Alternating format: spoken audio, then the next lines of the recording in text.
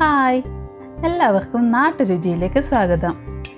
ഒരു സദ്യ വിഭവം തന്നെയാണ് ഇന്നത്തെ വീഡിയോയിൽ നമ്മൾ ചെയ്യാൻ പോകുന്നത്. സദ്യക്കൊക്കെ തയ്യാറാക്കുന്ന രീതിയിലുള്ള കാബേജ് തോരൻ്റെ റെസിപ്പിയാണ് ഇന്നത്തെ വീഡിയോയിൽ നമ്മൾ തയ്യാറാക്കുന്നത്. അപ്പോൾ ഒട്ടും സമയം കളയാതെ നമുക്ക് വീഡിയോ കണ്ടു നോക്കിയാലോ.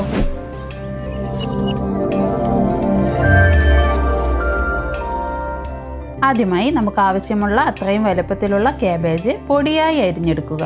ഇവിടെ ഞാൻ 300 ഗ്രാമോളം കാബേജാണ് എടുത്തിരിക്കുന്നത്. ഇത് നന്നായി കഴുകിയ ശേഷം വെള്ളം മുഴുവനായും വാർത്തു കളയാം. ഇനി ഒരു 10 അല്ലിയോളം ചുവന്നുള്ളി, ഒരു ചെറിയ കഷ്ണം ഇഞ്ചി, 2 പച്ചമുളക് എന്നിവ ഇതേപോലെ നന്നായി ഒന്ന് ചതച്ചെടുക്കണം.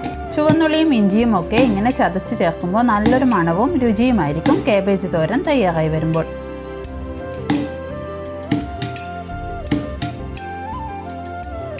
ഇത് നമ്മൾ നേരത്തെ മുറിച്ച് മാറ്റിവെച്ച കാബേജിലോട്ട് ചേർത്ത് കൊടുക്കാം. ഇതിലേക്ക് ഒരു തണ്ട് കറിവേപ്പിലയും കൂടെ ചേർക്കാം. കൂടെ അരക്കപ്പ് തേങ്ങ ചിരകിയതും ചേർത്ത് കൊടുക്കാം. ഇനി ഇതിലേക്ക് 1 ടീസ്പൂൺ ഉപ്പും 1/2 ടീസ്പൂൺ മഞ്ഞൾപ്പൊടിയും ചേർക്കാം. ഇത് നമുക്ക് കൈവച്ച് നന്നായി ഞെരടി യോജിപ്പിക്കാം. ഈ വീഡിയോ നിങ്ങൾക്ക് ഇഷ്ടമാവുകയാണെങ്കിൽ ഇതേപോലുള്ള സിമ്പിൾ വീഡിയോസിനായി ഈ ചാനൽ ഒന്ന് സബ്സ്ക്രൈബ് ചെയ്തേക്കണേ.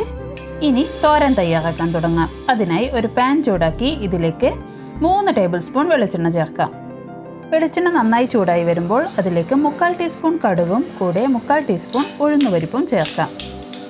2 വറ്റൽമുളകും കൂടെ 1 തണ്ട് കറിവേപ്പിലയും ചേർത്ത് കൊടുക്കാം.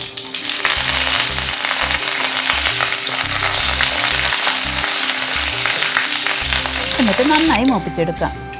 ഇനി ഇതിലേക്ക് നമുക്ക് കാബേജ് ചേർത്ത് കൊടുക്കാം. ഇത് ഒരു 8-10 മിനിറ്റോളം ഇങ്ങനെ കുക്ക് ചെയ്തെടുക്കാം. ഞാനിവിടെ ഒട്ടും തന്നെ വെള്ളം ചേർക്കാതെയാണ് തോരൻ തയ്യാറാക്കിയിരിക്കുന്നത്. മാത്രമല്ല ഇത് അടച്ചു വെച്ച് കുക്ക് ചെയ്യേണ്ട കാര്യവുമില്ല. ഇത് ഇതേപോലെ നല്ല ഡ്രൈ ആയി വരുമ്പോൾ നമുക്ക് തീ ഓഫ് ചെയ്യാം.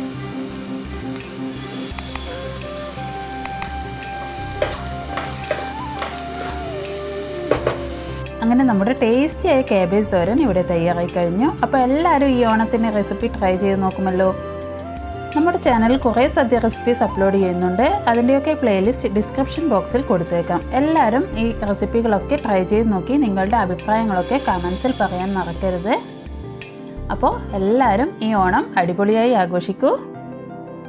ഇനി അടുത്തൊരു ഓണം റെസിപ്പിയുമായി കാണുന്നത് വരെ thank you for watching. By.